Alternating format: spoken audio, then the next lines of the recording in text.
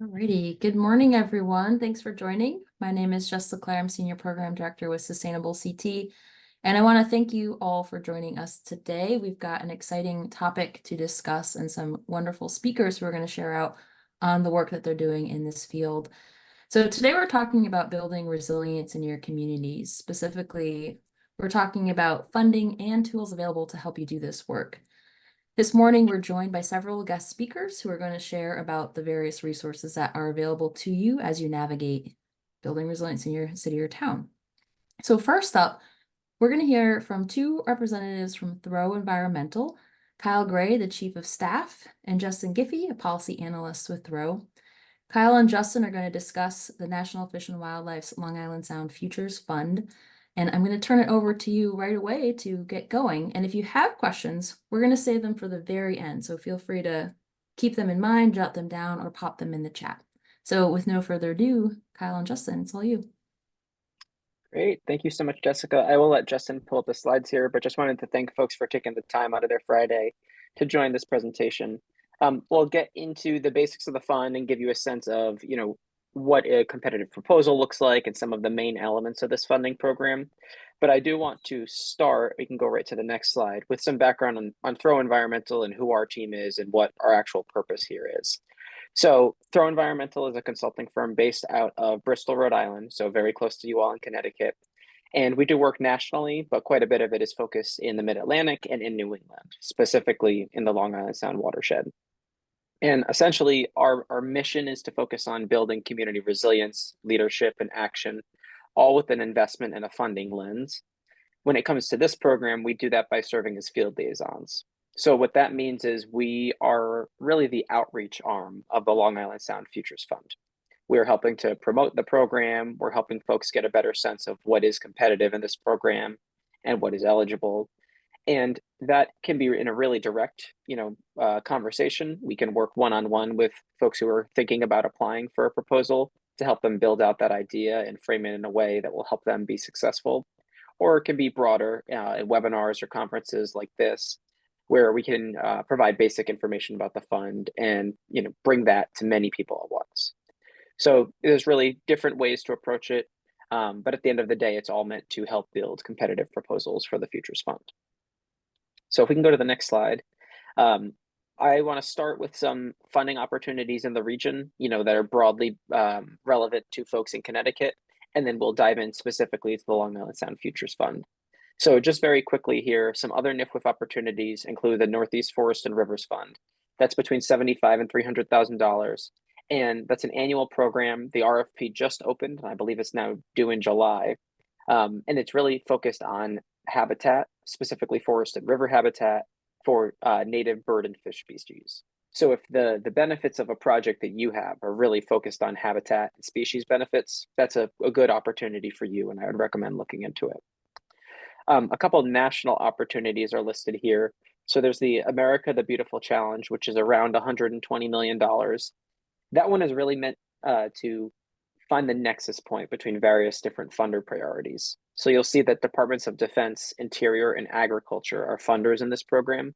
So if you happen to have a project, and maybe this is around one of the installations in Connecticut, if you have a project with military benefits, maybe conservation benefits, and agriculture benefits, in that unique situation, this could be really great funding for you because they'd like to see folks check off all of those boxes. So it's a niche opportunity, but it could be worthwhile if you happen to fit the bill. There's also an Acres for America program, which is meant for urgently needed conservation projects, specifically land acquisition. So if that's something that cannot wait and there's an urgent opportunity, there is some funding there nationally. And then there's more of a capacity building program in the 5-Star and Urban Waters program that's meant to develop local partnerships to help sustain natural resources into the future.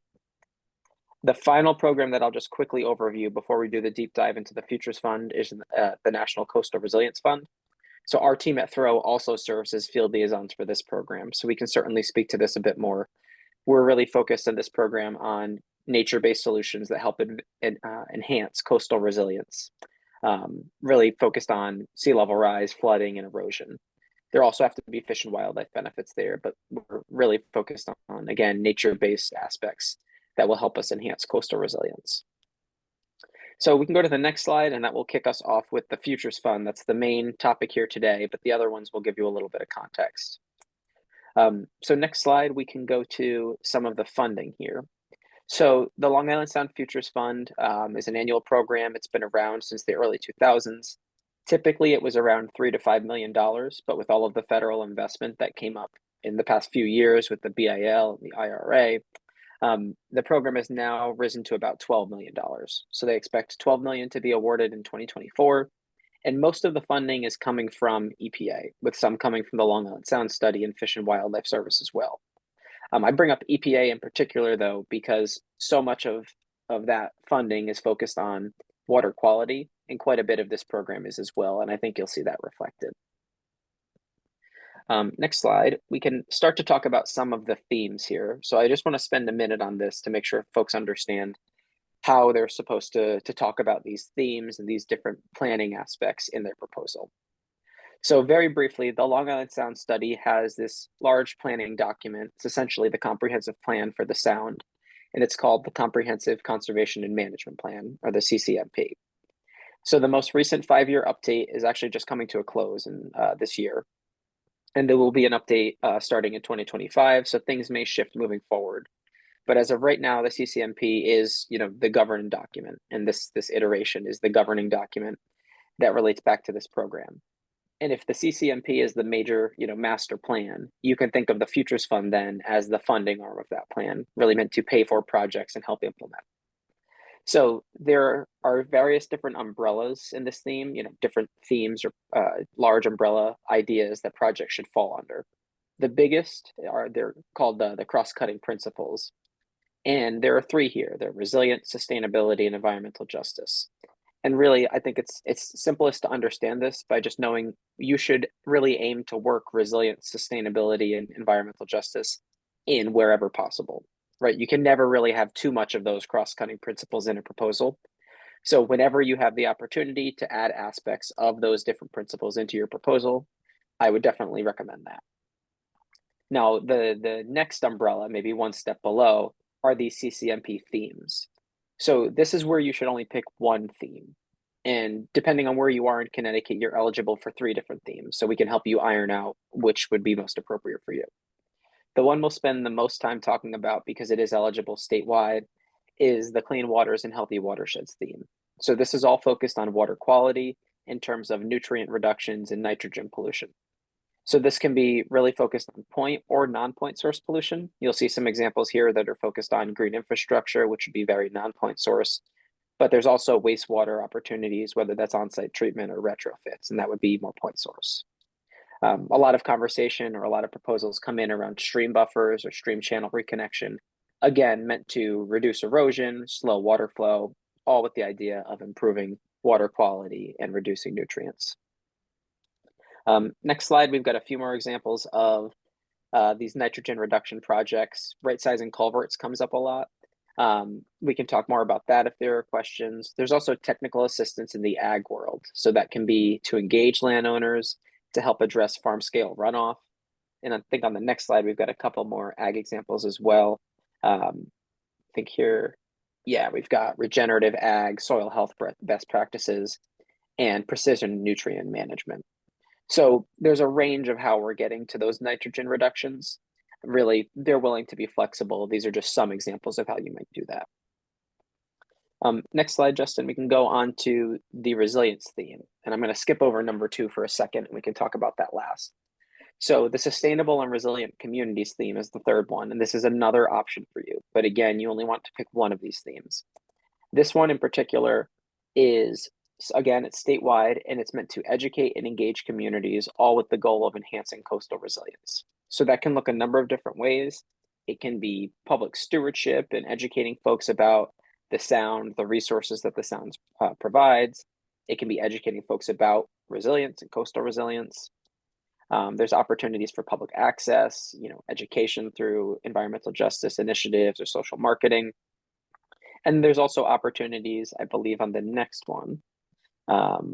It'll say nature-based resilience opportunities. So these can be things like natural or green infrastructure, not so much water quality focused, though, more focused on water quantity the amount of water that you're taking in, sea level rise, flooding, intense storms, all again meant to enhance the resilience of the communities across the state. So that is another theme or another bucket of proposals that this program will fund. Now, very quickly, the one I skipped over is number 2, and that's the thriving habitats theme. So that theme is only eligible for folks on the coast, and we will show in just a second what that map looks like. But I want to start by just mentioning our team at Throw Environmental, we serve as field liaisons outside of the coastal zone. We're working in inland Connecticut as well as the upper basin. And maybe it is a good time to switch slides, Justin, so we can show what that map looks like. So the upper basin will be anywhere in the watershed ahead of Connecticut. So that would be Massachusetts, Vermont, and New Hampshire. If you happen to work across states, our team works there, and anywhere that falls within that red boundary, we would be able to help with a proposal. On the next slide, you'll see for Connecticut specifically that there's this delineation between inland Connecticut and the coastal zone for this program. So the first theme that I mentioned, the clean habitats that's focused on water quality, as well as the third theme that's focused on resilience, can happen statewide and can certainly happen in this lighter green inland area. The second theme focused on thriving habitats, that's more focused on coastal habitat restoration. That is only eligible in the coastal zone. So if there's confusion there, if there are questions on what is eligible where, I'm happy to answer questions. I would say though, if you are in the coastal area and are looking to put together a thriving habitats proposal, there is other technical assistance that's available for you. Our team is just more focused on inland Connecticut and the upper basin because projects just haven't been on the ground there as much over the past couple of decades. So that is a very quick overview of most of the program. Justin's going to go through a few more logistics and then we will wrap up. Okay, thank you, Kyle. So I'll just be covering kind of the range of the funds that are available for the grant here, right? So there are different types of stages for these grants, and they will all receive different amounts of funding. So the first being design and planning, right? So this is around 50,000 to 500,000, and this is a hard stop. So 500,000 is the maximum here. Same for the 1.5 million, and then the 100,000 in that education. So implementation, what we mean by that is shovel-ready projects, ready to get going on the ground. Funding for that will be around 50,000 to 1.5 million. Public participation and education, while only available in Connecticut and New York, are available for 50,000 to 100,000 in grant eligibility. And here you see some of the stages, right, for these grants. So we're starting off here at the very beginning with the preliminary community engagement, planning, prioritization. And then you have these steps here: project site feasibility, project site assessment, preliminary design, and then you're moving along, you're going into final design, securing permits, and then you have this implementation here. So this table is helpful for mapping out what stage of the project you should be aiming to gear your application towards, and kind of the language that you use to describe the actions that are ongoing with your proposal.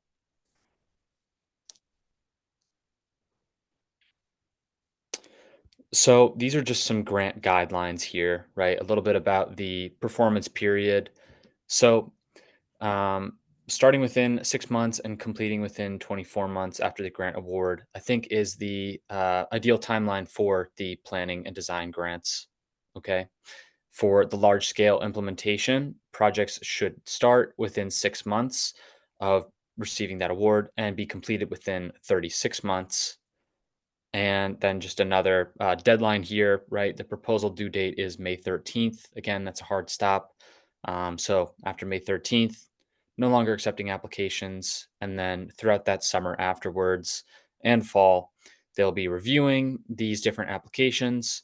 And then, come November, they will start announcing those grant awards. Now, match is a big component of this fund. It does pose a challenge for some applicants, and at Throw Environmental, we can help you work around this sort of challenge and give you kind of ideas of how you can come up with this match component, right? So it's 50% of the requested amount to start. And there's different types of matches that you can list within your proposal, right? There's non-federal, so cash funds and or in-kind services. What we mean by that is, contributions of staff time, materials, services donated, either by organization or another. Um, they must be deployed during the start and end date of the project. So, not beforehand, not afterwards. It's within that project timeline. And as I said before, at Throw Environmental, we can help you think through how you propose this match component. Can be a little tricky for some folks. 50% can be a little bit high, but we're happy to help you work around that. There's plenty of ways you can do that. So, real quick here, it's just some ineligible activities or items for this funding, right? Using money for research, operations, or new educational curriculum, marketing and funding for different types of promo gear, t-shirts, stuff like that, as well as lastly here, easement acquisitions of land, political advocacy, litigation, and lobbying. These are all activities that do not fit within this funding. So just make sure that you're not including these parts within the specific project that you're trying to get funded here. And as for requesting feedback, right, and kind of getting some assistance with your application. So, National Fish and Wildlife Foundation, or NIFWF as we call them, you can book a proposal lab with them. You can also book a proposal lab with us at Throw Environmental. So, the two differences here, if you have more specific applications for maybe how ideas in your project fit within the NIFWF kind of guidelines and the project priorities, it's more specific questions related to your project. Feel free to book a session with them. You can talk with them about those questions in a proposal lab. Alternatively, you can meet with us and ask those same questions, and we can do our best to answer them. Um, Again, questions that are more tailored, specific to your project. However, if you're looking to just kind of work through big picture ideas, that's more of what we do. We can help answer those big questions that you might have and work through some challenges that you might anticipate. So those are the two differences between those proposal labs. Now, when you're thinking of, questions before you get into this proposal, or you're thinking about a possible project, you want to be thinking of these kind of listed bullet points here, right? So, number one, what is the problem that you're looking to address with this project? And obviously, what is the relevance to the restoration and the health and living resources of the Long Island Sound, right? So, it's not, it's going to be important to explain this relevance and demonstrate it throughout your application, starting with the title. And we'll get into that, what the specifics look like in writing in the following slides. But you want to make it clear that it's related to the Futures Fund and their own program priorities, right? Next is, what is the solution that is being pursued with your project? And get into the specifics. So what are the major activities going to be in those solutions, right? What are the action items leading up to it? Third, right? Just the basics. Where is the project located? Okay, where is the project site? What are the adjacent surrounding watersheds or water bodies? What does that look like? Again, what city, state is that?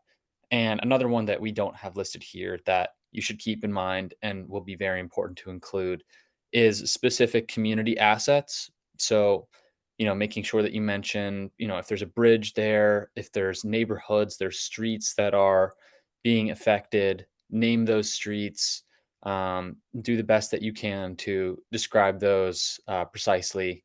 It gives NIFWF a good idea of what's going on, and they can get a little bit better sense of this project and kind of how people are being affected in the community, right? What is the approximate size of the grant to be requested? This will be important, right? As you submit your application, have to make that match component 50%. So trying to gauge what those numbers are looking like. and who will be the applicant organization, right? So are you going to be the one submitting your application? Would it be a partner in the project that's going to submit it? These are some things that you'd want to work out before getting into it. And then lastly, right? So looking for receiving feedback. Again, we at Throw Environmental are available throughout this whole process. We cannot specifically write these applications for you, but we can provide technical assistance, help you work through big picture ideas, and so forth. Be available throughout the beginning of the process. Afterwards, when you receive your grant, we are here for you as a resource. So again, just to go over this timeline again, right? The RFP is open. Proposals are due on May 13th, and that review period is going to be that following summer and fall of this year, and awards should be announced in November of this year. So May 13th, remember that. And questions, how can we help you? This is our support staff right here, Chris Cortina. He's our program manager, kind of our right-hand man to NIFWIF, works directly with them. So we will have this slide up at the end for you so you can get this contact info down, and we'll share these slides with you as well. But Victoria Moreno, she is the program manager on the NIFWIF side, specifically for Futures Fund. At the end of our presentation here, Kyle and I will throw our emails in the chat too. You can feel free to reach out to us. And then before we wrap up here, I'm just going to run through some of the funding basics, kind of the different stages of writing in your application process. So the before, during, and after. Let's start with the before, right? So again, you're thinking of those questions that I mentioned a few minutes earlier, right? You're picking the right project. You're thinking about the program you're applying to. Is it going to be Futures Fund, right? Are you looking through some of these other funding opportunities that Kyle might have listed earlier?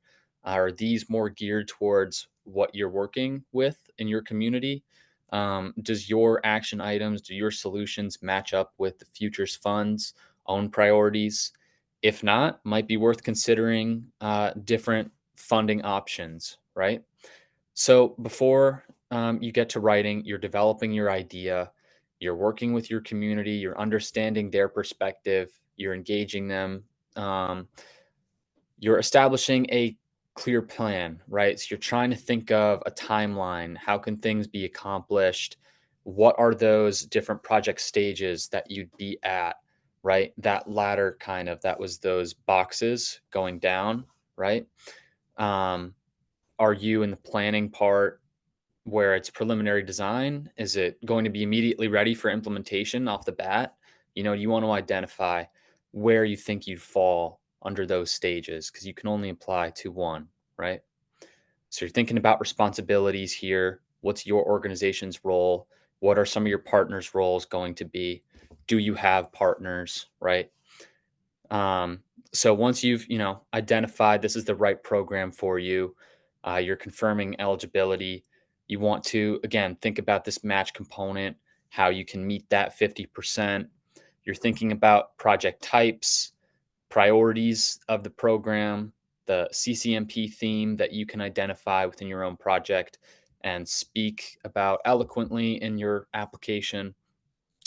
And then lastly here, right, if you want to workshop some ideas, you don't know if this is the right program for you, reach out to us. That's what we're here for. Okay, so now you're in the during, your writing is getting started. You set the tone early here and really off the bat give them a great idea of what your project is all about. So the way you can do that is demonstrating how this funding will help your project. And what we mean by selling your project, again, is relating your language, the action items within your project, the steps leading up to the solution. How is this related to the program itself? And you can specifically use language that they have in there. They probably like seeing that. So you're paying attention to keywords. And what we mean by adapting to the grant, right? Changes a little bit. It's going to change next year. So if you're applying next year, right, you want to identify the year that you are submitting your application, making sure it's up to date with what Futures Fund is saying. During this writing stage of the project, you want to continue to build relationships within your community and your partners. It's never too early to look into permitting. Doesn't have to be completely done or anything near that, but at least having an idea of what that would look like would be helpful. Okay, and then you're moving into the final stage here, right? So you think you're done. You've done a lot of hard work. You want to make sure that you reread, you revise what you've written, right? You have a strong title, an abstract, so right away readers can understand what your project is doing, where it is, what's at risk, what it's looking to accomplish, and the timeline for which it's operating, right? As well as who's the partners, okay? So again, you're comparing back to program priorities. Right away, you're tackling the CCMP theme that you are working with within your project, right? So these are the things that you want to make sure that you make very, very clear in your application before you submit. So now let's say you submit and you don't get funded, no worries. Part of our job as field liaisons is helping applicants understand what might have gone wrong here. What are some room for improvement?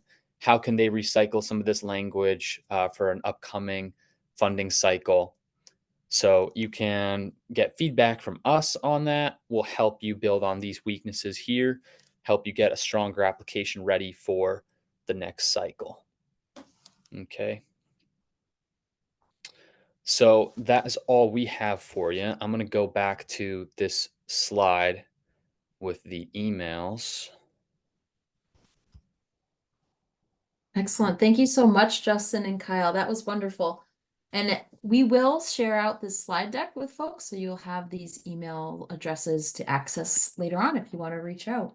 So we are holding questions for the end because we do want to hear from Sarah Schechter, who is the Assistant Extension Educator for Sustainable and Resilient Communities with Connecticut Sea Grant. And Sarah's going to share out about a new tool that's available to you all. It's the Long Island Sound Resilience Resource Hub. It's a comprehensive online resource center offering tools, guidance, and inspiration to cities and towns seeking to build their resilience. So Sarah, I'm going to turn it over to you. And Justin, if you want to stop the share so Sarah can share her Resilience Hub. Perfect. Thank you so much, Jess. And also this works out really well because some of the things that were discussed were the Sustainable and Resilient Communities theme for the CCMP. That's actually where my work falls under. And I'm also on the team who is helping to rewrite the CCMP. So I have been focusing a lot on those different goals and themes and actions.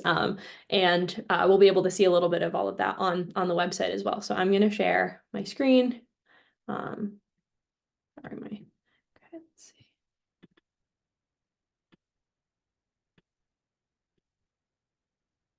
All right, and you're able to see the website? Yeah, looks great. Awesome, thank you. Okay, so I'm gonna run through different aspects of it and just go into each of the sections. And then, as Jess said, we're gonna hold questions till the end, but feel free to pop things in the chat as you think of them. And as I click on things, there might be a slight delay as we wait to go from section to section on the site, but we will try and keep it moving. So first we have the home page. And so when you get onto here, it's listresilience.org, which I will pop in the chat later so that you're able to access it on your own. And then we have these drop-down menus right here. And so this goes into the planning phases where it's learn, plan, implement, and sustain, which we just heard a little bit about. Then you can click on your location that you're in. And so we focus on Connecticut and New York, right around the Long Island Sound. And so you can pick your options for tools, different things that you want to have based off of where you want to focus. And then you can pick it based off of topics. So there's a really wide array of things. And we've tagged each aspect based off of each of these topics that are available. And so this decision tree is available, and you don't have to select one from each of them. You could just select, for example, you want to know about things in Fairfield County, and you don't have to click the other ones, but the more specific you are, the more closely aligned the resources that you're given are going to be. So for example, if we want to look at Learn, we can click on that. And then we could do Fairfield County, and then we could do extreme weather and storms. And so we could click in there. Give it a second to load. And so then that'll bring you to an array of things that have been tagged directly within the Learn, Fairfield County, and extreme weather and storms categories. And so one that you might find from there is the, I figured out one that I wanted to show, but really doesn't matter. So for example, you might have the EPA storm surge inundation map. This is a story map, and it also shows the level of effort. So this means that it's going to be easier to go through. So we have it on a 1 to 3 scale. And again, this one's tagged with that extreme weather and storms, and it's also in flooding. So you can click on view details. It'll give you a little bit of information about that. And then you can go to the resource, and it'll bring you directly to that story map. And so it'll have all of that information there. Another one that we could do is if we're looking in the plan category, we could do plan, we could select Suffolk County, and then we could do water quality, and then we'll click on that. And then again, it's going to bring you to different options. Here we have a case study available. I'm going to talk a little bit more about those after.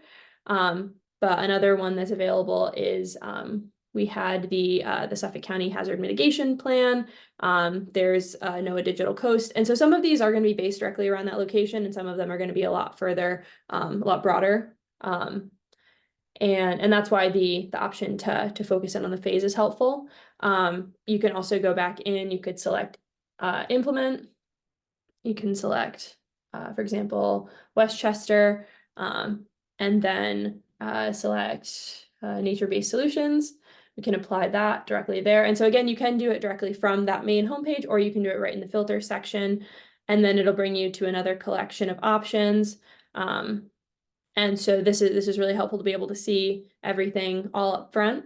And then you can do the same with sustain again. You could just switch that to sustain. You can apply the filters, and then it's just going to bring you to options that are based right around that sustain category.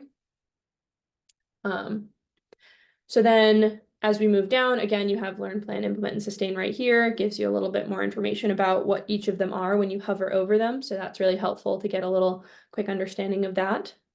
And then we have the map. And so this is a bit more interactive. You can zoom in and out on it. But for example, if you're trying to look for like a Middlesex County for resources that are in there, you can click directly where you're at, and you'll be brought into those resources, and it will again filter your location based directly off of the county. And you'll have all of the options that are available to you there. Looking back at the main page again, we have our featured resources. And so this includes the funding database, the case studies, the upcoming trainings and events, the training archive, the resilience planning guide, grant writing assistance. And I'm going to go through all of these a little bit more in depth as we continue on. But all of these are easy to access right on the first page, which is a really nice thing to have. Then we have our resilience topics. And so this is every single one of those tags that were available. This is them broken down again. And so if you don't want to have to worry about the drop-down menus, you can just go through here. They're listed alphabetically. And so you can just click on one. It'll bring you directly to the options that are available. So with flooding, again, it's going to bring you to everything that is tagged with flooding. And then it will show up here again with that topic. Then we have our I'm going to go through all these now. So we have our funding database. And so this actually, so we just heard about the Futures Fund. So you can see that there are 23 days left to apply. It gives you information about how much funds you can request from it. And there's also an overview of it available. And then there's also all of those tags. And that's available for all of the funding sources that we have here. And so this is a great way to know how things are, like when things are due. And then you can also select based off of when things are open. You can choose the planning phase, pick your location, topic, and also the applicant type. And so you can really curate this search to make sure it's something that you are eligible for, something that's going to match with your project, and also that it's available and open. And it will talk about the match requirements, and kind of all of that information that you're really looking to have. Something else that's really cool is that we have grant writing assistance available. And so that is through the Long Island Sound Study. And so with that, we offer funds to grant writers. And so this is something that towns, municipalities, nonprofits, NGOs, you can apply into the grant writing assistance program. And so you would come in with a grant writer of your choice. And as long as it falls within that coastal boundary, which is listed here, and also is a project that supports the CCMP, supports the Long Island Sound Studies mentality, then we can fund that grant writer to write that grant up to $9,950.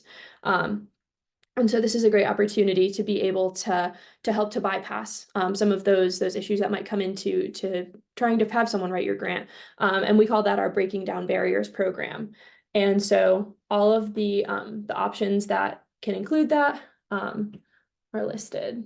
So anything that says grant writing assistance available, and even if it doesn't, you can always check in with us. We try to make sure it's tagged wherever it's available. But if you have another grant in mind, you can always check in, and we can have a conversation about that as well. So that's our funding database. Then we have our case studies. And so these are some great options to see what's been going on within that coastal boundary and some of the things that you can check out. So for example, we had the Strong Pond dam removal at Merwin Meadows. And so you can click on that, and then it's going to tell you more about that project. So here we have some pictures. You can know the partners that were involved. It's going to give you an overview of the project itself. And then it's also going to talk about what type of project it was and some more of the information. You can learn about the permits, the cost, and it also has some contact information. So if this is a project that you're interested in or something you're looking to do similar to, then you have people that you can reach out to so that you can learn the different aspects and the different steps that they had to go through for it. And so we have those spaced throughout the area.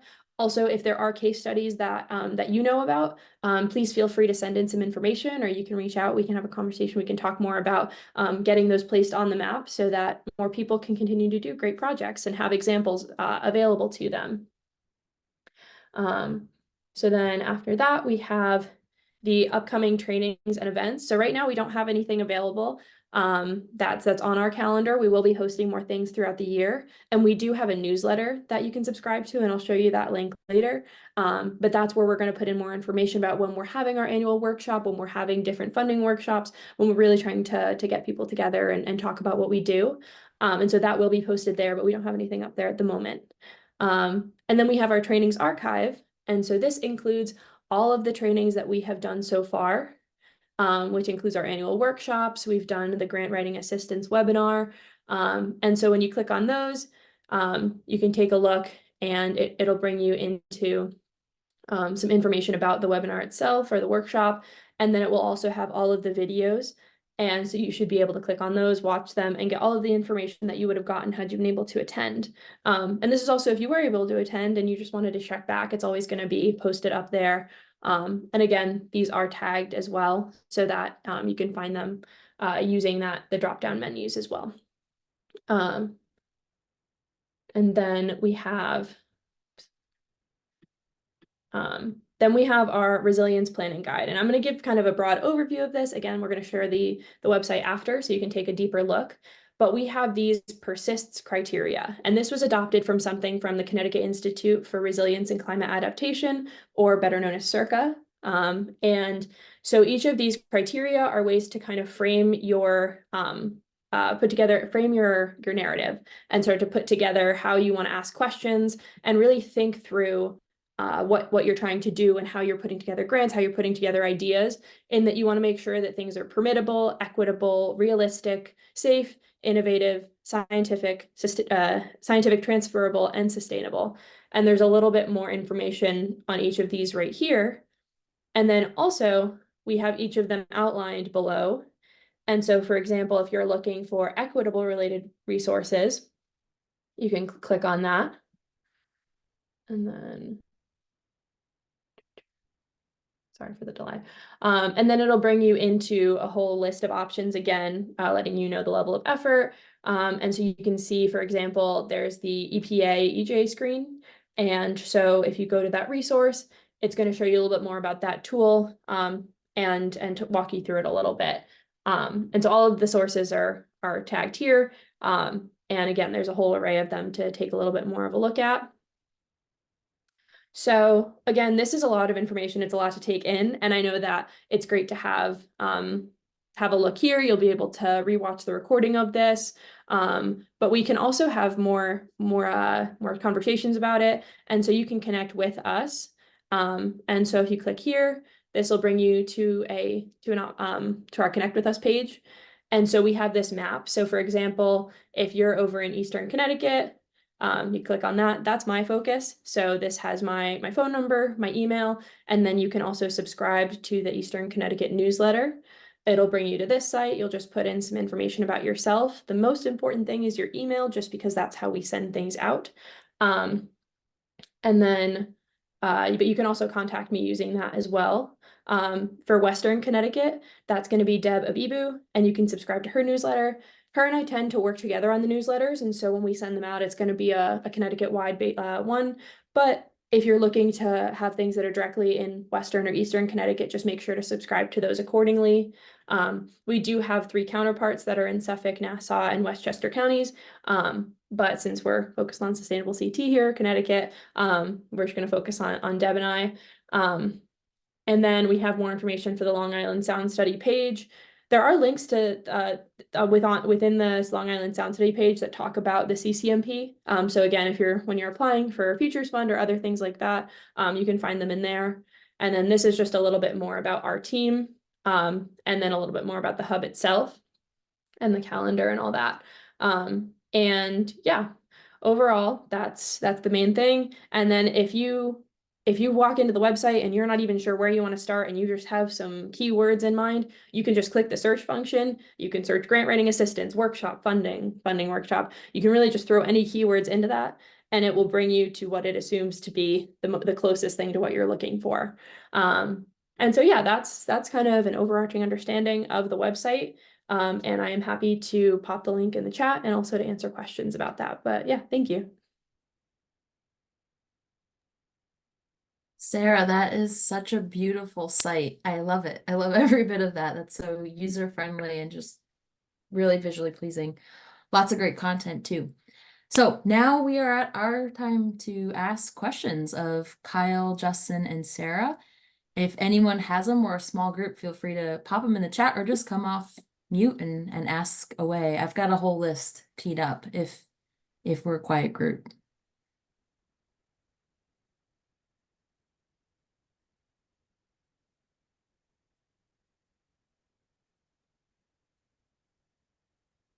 I have a question, if I Please. could.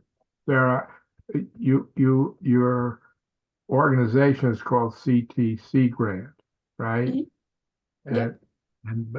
But the web thing is the Long Island Sound Resilience.org. What is the relationship between CTC Grant and LIS resilience.org? Is that another name of your, will you tell me?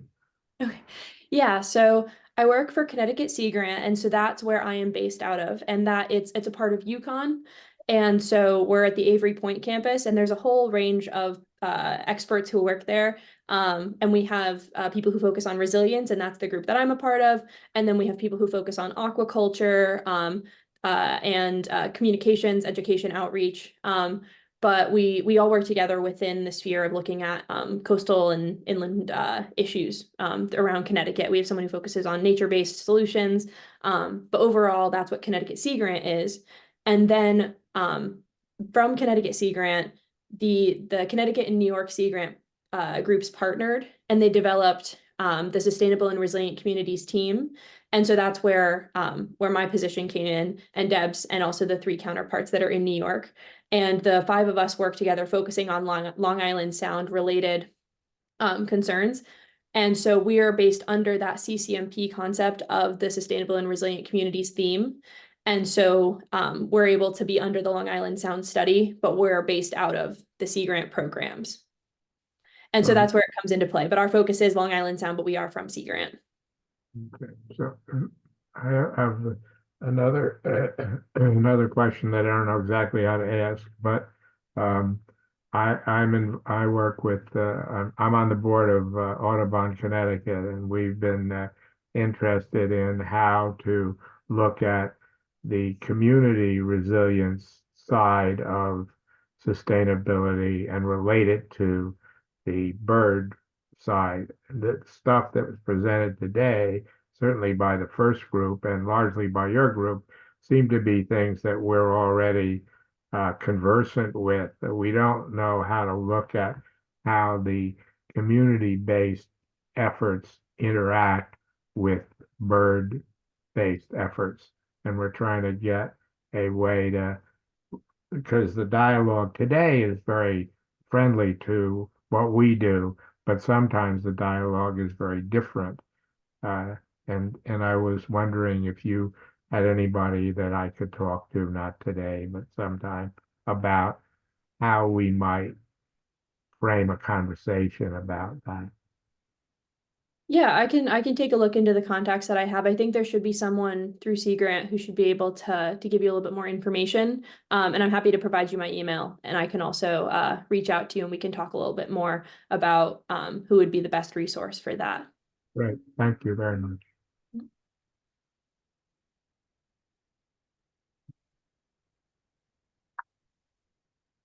Other questions?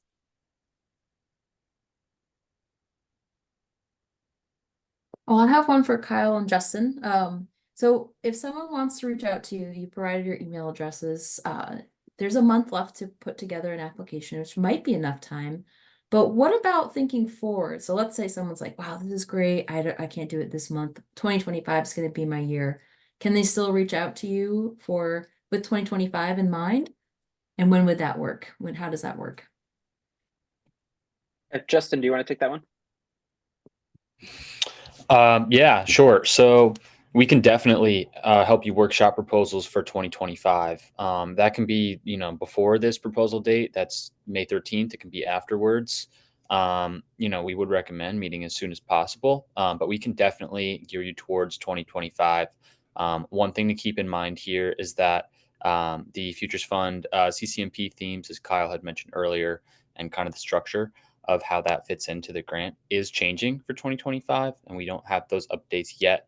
But working with the knowledge that we have now, we can definitely help prepare folks for the upcoming cycle. Well, thanks. Okay, so we've got a question from Patty. Does anyone have any recommendations or suggestions for any volunteering opportunities in the Fairfield County, Connecticut area? What do you want to volunteer for? Where do you live? Oops. Patty is muted. Bridgeport. Bridgeport. Wow. Well, we Audubon does a bunch of shore restoration projects, starting with we have some in Stratford, and we also have some. We're going to start working in Hammonasset. You want to plant plants in a marsh? I got an opportunity for you. Sounds pretty fun then. I know that Save the Sound also does cleanups throughout the summer. So that could be another organization to look into. I'm not positive on when those are going to be, but I know that they do host them. And so that could be another group as well.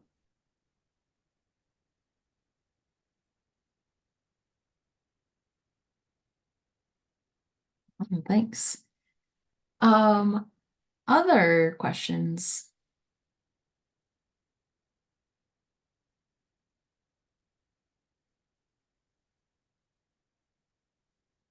Okay, I'm going to ask one to you, Sarah, about the grant writing eligibility. You mentioned, I think you mentioned towns are eligible, nonprofits, and others, perhaps? Yeah, towns, nonprofits, you can have NGOs, really anyone's able to apply. It just has to be a project that's within that coastal boundary. Just because we tend to cover, Deb and I tend to cover within that coastal boundary. That's our focus. But yeah, and if there's any concerns about eligibility, people are always welcome to reach out, and we can always have that conversation, talk a little bit more about if the project falls within the boundary, if it falls within even a little bit, like how we can move forward and figure out if it's eligible. Mhm. Did you say that the organization can pick the grant writer? Yeah, that's actually the main portion of it as well. So we do have a list of grant writers that you can choose from if you're not sure where to start. We have that on the FAQ document, which I can look up after I finish talking, and I can put it in the chat. And I can also send it to you, Jess, for distribution as well. But the program, you're able to pick your grant writer from that list or externally. The main thing is if they're not on that list or if they haven't gone through that vendor process to work under UConn, the funds go directly to the consultant or the person who would be writing the grant. And so they just have to be added into the UConn system, which can take a couple weeks. And so if they're not currently there, it just takes a little bit longer to make sure that we can get them added. So that's just something to consider as you're selecting a grant writer, just making sure you budget in enough time for them to be added into the UConn system. But we do allow for whoever you select to be your grant writer, as long as we're able to verify them getting added to the system.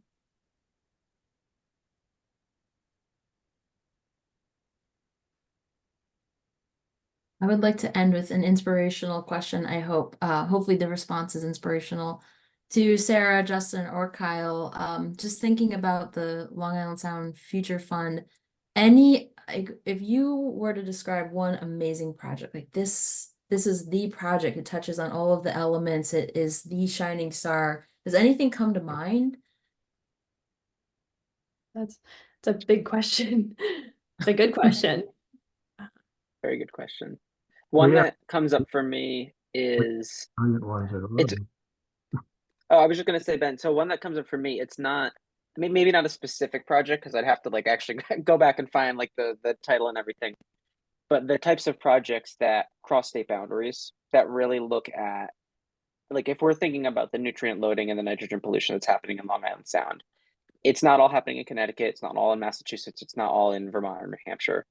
So those projects that cross state boundaries, even if it's or just cross jurisdictional boundaries, those that work regionally and look at the entire system to enhance water quality at the Sound, I mean, that's a big feat. And to convince folks who are not on the coast that what they're doing upstream matters downstream, anytime a project like that comes in, and we've seen several of them, anytime it comes in, it's super exciting to just see that type of collaboration and to see that it's actually working, that whole regional approach is ultimately improving the quality of the Sound. Yeah, and I will add as well that it's important to look at the project and see where it can go in the future. I think it was mentioned that they want you to start the project within 6 months of the funding being awarded, but then it's typically completed within 2 years or so.